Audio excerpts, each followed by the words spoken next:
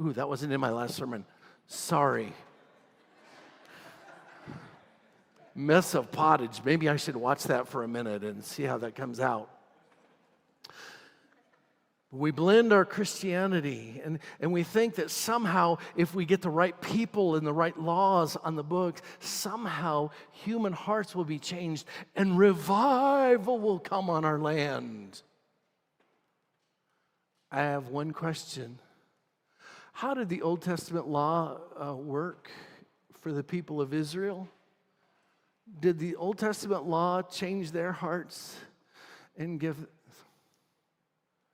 Why do we still think that if we just got the right people and the right power and the right, that suddenly everyone would repent? And human law will never change a human heart. Only God can do that. And I'm worried because I see a lot of people who are buying into this today. I'm not saying that we don't get involved with politics, and I'm not saying we don't do those things, but we need to be very careful that we don't make it an idol. I also want to talk about cultural appropriation. Cultural appropriation. Now, I'm not referring to the fact that I might wear lederhosen even though I'm not German.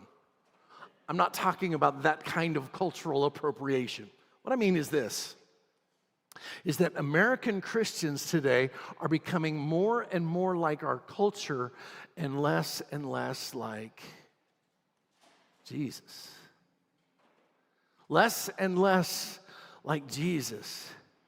You see, I'm concerned that we are so connected to media and social media and all of these voices that are drawing us towards culture and away from Jesus. There are so many siren songs that want to pull us away from Christ and His kingdom. We forget that God's kingdom is antithetical to the kingdom of this world.